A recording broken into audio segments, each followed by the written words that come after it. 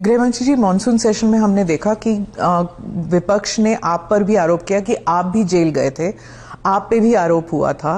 तो जब उन्होंने ऐसा कहा, आपने कहा कि मुझे नैतिकता के बारे में कांग्रेस से नहीं सीखना, उस बारे में आप बताएंगे हमें कुछ? जरूर बताऊंगा। मैंने इसलिए कहा था कि मेरे पे आरोप लगा और जैसे ही मुझे समन आया, अरेस्ट छोड़ दीजिए, सीबीआई ने मुझे समन किया, मैंने दूसरे ही दिन इस्तीफा दे दिया था। अरेस्ट तो मेरी बाद में हुई।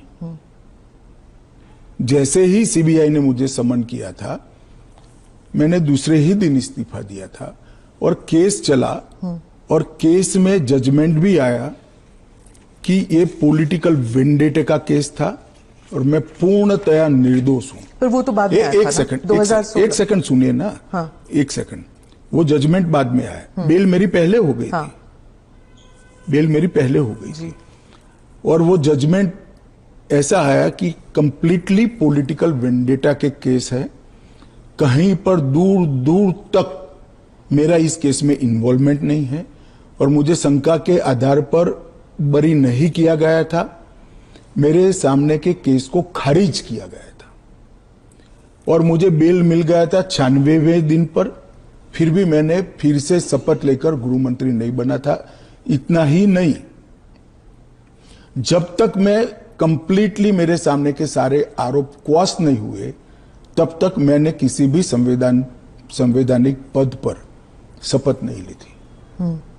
तो मुझे क्या विपक्ष नैतिकता के पाठ पढ़ाता है? इन लोगों ने इंदिरा जी के समय में प्रयास किया कि प्रधानमंत्री को शील्ड किया जाए और आज भी ये प्रयास कर रहे हैं कि अगर कभी जेल में जाना पड़े तो हम आराम से जेल से सरकार बनाएंगे, जेल को सीएम हाउस पीएम हाउस बनाएंगे और वहां जाकर डीजीपी जेल से ऑर्डर लेंगे, चीफ सेक्रेटरी जेल से ऑर्डर लेंगे, भारत सरकार के कैबिनेट सेक्रेटरी जेल से ऑर्डर लेंगे, भारत सरकार के गृह सचिव जेल से ऑर्डर लेंगे। इस तरह से देश चलेगा। और ये कल्पना ही मैं तो, मेरी पार्टी और मैं दोनों सिरे से खारिज करते हैं कि जो व्यक्ति बैठा है इसके बगैर इस देश का शासन नहीं चल सकता और इससे किसी का भी बहुमत पार्लियामेंट में या विधानसभा में प्रभावित नहीं होगा। एक सदस्य जाएगा, आपकी ही पार्टी के दूसरे साथी सरकार चलाएंगे और आप जब जमानत प्राप्त कर लोगे तो आप आकर फिर से शपथ कर सकते हो। इसमें आपत्ति क्या है? अमित शाह जी, आप बार बार जुडिशरी का हवाला देते हैं, लेकिन उस वक्त भी जस्टिस आफ्ताब आलम आपके घर आए थे आपसे सिग्नेचर लेने के लिए कि आप गुजरात से बाहर चले जाएंगे। ना, ऐसा नहीं हुआ है। आफ्ताब आलम साहब कभी मेरे घर पे आए नहीं है, ऐसी जरूरत भी नहीं पड़ी है। इन्होंने यहाँ रविवार के दिन स्पेशल कोर्ट बिठाकर मेरी बेल एप्लीकेशन को सुना और रिजेक्ट किया। ना, रिजेक्ट नहीं किया। इन्होंने कहा कि मुझे लगता है कि अमित शाह गृह मंत्री रहे, वो साक्ष्य को प्रभावित कर। तो मेरी जो वकील थी, इन्होंने कहा कि आपको अगर ये भय है तो जब तक बेल एप्लीकेशन डिसाइड नहीं होता हमारे क्लाइंट गुजरात के बाहर रहेंगे। वो मैंने स्टेटमेंट किया है।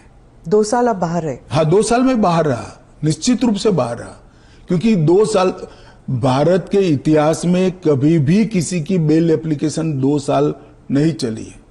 आलम साहब की कृपा से मेरी बेल एप्लीकेशन 2 साल चली।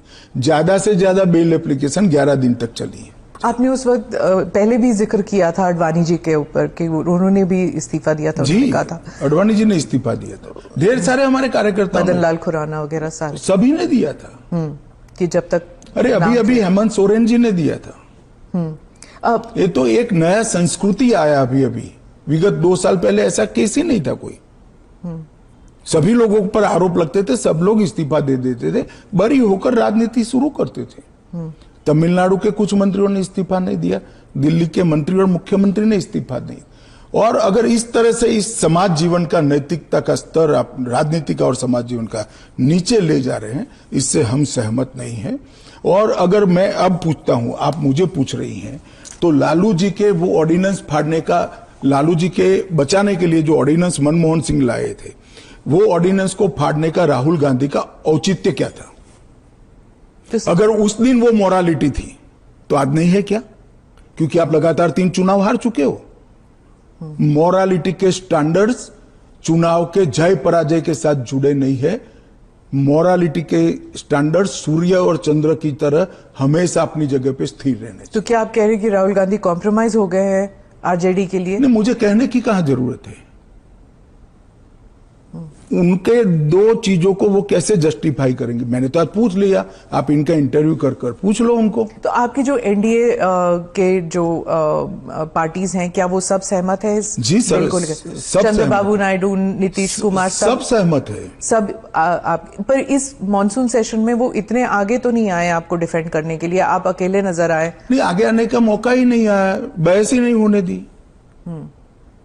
जब जेपीसी होगी, जब बहस होगी और फिर पार्लियामेंट में बहस होगी तो सभी दल अपना अपना पक्ष रखेंगे। फिर आप पर पर्सनल अटैक हुआ, माइक हाथ में पकड़ा। देखिए, पार्लियामेंट किस तरह से चलनी चाहिए वो अकेला सत्ता पक्ष तय नहीं कर सकता।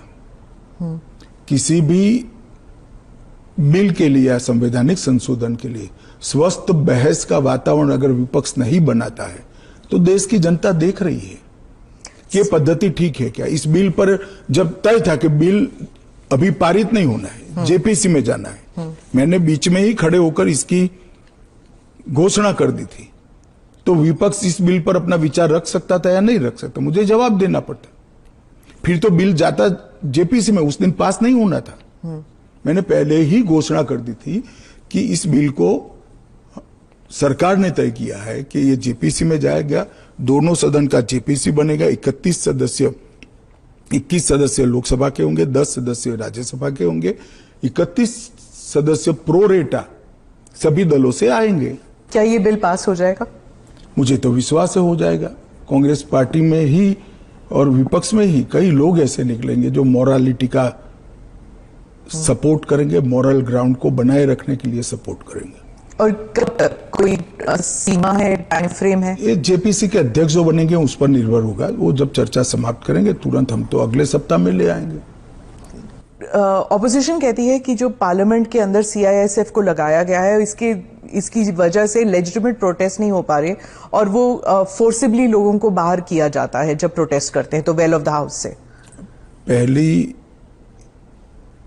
एक बात की स्पष्टता आप समझ लीजिए, पार्लियामेंट के अंदर कोई भी फोर्स पार्लियामेंट की और गृह के अंदर सदन की सुरक्षा में वो स्पीकर के अधीन होती है।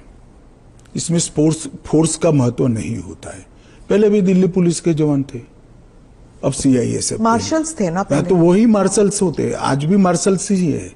वो जैसे ही संसद की सुरक्षा विंग में आते हैं वो सीआईएसएफ या दिल्ली पुलिस के जवान नहीं रहते, वो मार्शल माने जाते हैं और वो स्पीकर के तहत होते हैं।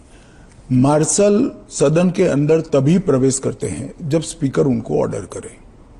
एक बात, ये जो बदलाव हुआ है वो एक बड़ी दुर्घटना हुई थी। कुछ वामपंथी लोगों ने संसद के अंदर स्प्रे किया था, कलर स्प्रे किया था। उस वक्त लोकसभा स्पीकर ने एक कमेटी बनाई और वो कमेटी में गृह सचिव भी थे, लोकसभा के सेक्रेटरी जनरल थे, राज्यसभा के सेक्रेटरी जनरल थे और कई लोग थे। उन्होंने मिलकर यह तय किया कि किसी ने किसी एक सीएपीएफ ने स्पेशल संसद की सुरक्षा के लिए ट्रेनिंग किया हुआ एक दस्ता बनाया जाए, जो दस्ता संसद सभ्यों की गरिमा, पार्लियामेंट्री प्रोसीडिंग की गरिमा और संसद की सुरक्षा तीनों का समायोजन कर काम कर पाए। और तब यह तय हुआ कि सीआईएसएफ के अंदर पार्लियामेंट की सुरक्षा के लिए एक स्पेशल दस्ता बनाया जाएगा, जो पहले दिल्ली पुलिस के लोग मार्शल के रूप में आते थे, उसी तरह से मार्शल के रूप में सभापति और स्पीकर के अंतर्गत काम करेंगे। एक सेकंड, वो संसद की बाहरी सुरक्षा को भी सुनिश्चित करते हैं और आंतरिक मार्शल का काम भी वो करते हैं, क्योंकि संसद के अंदर हथियार ले जाने की अनुमति किसी भी सुरक्षा कर्मी को नहीं है। पर ये पैरामिलिट्री हो जाता है ना ट्रेनिंग उनकी। दिल्ली पुलिस क्या होता है, वो भी पुलिस होता है, वो भी मेरे ही अंडर आता है। इनको बहाना चाहिए और वो एक प्रकार की भ्रांति जनता में खड़ी करना चाहते हैं। मगर वो निश्चित रूप से सफल नहीं होंगे, क्योंकि जनता से सीधा इंटरेक्शन उनसे कई गुना ज्यादा हमारा है। हम जनता से बात करते हैं, ऐसे ही आकर यहां नहीं बैठ गए हैं। मगर 3 चुनाव हारने के बाद मुझे लगता है फ्रस्ट्रेशन का जो लेवल है, वो सामान्य विचार विवेक जो होता है वो गवा बैठा है। पर वो राहुल गांधी कहते हैं कि लोगों के बीच तो वो जाते हैं, ट्रक ड्राइवर के बीच जाते हैं, खेतों में वो चाह रहे हैं, आप लोग तो नहीं जाते हैं। ऐसा है कि मैनेज कर कार्यक्रम करना और जनसंपर्क करना, दोनों के बीच में बड़ा फर्क है।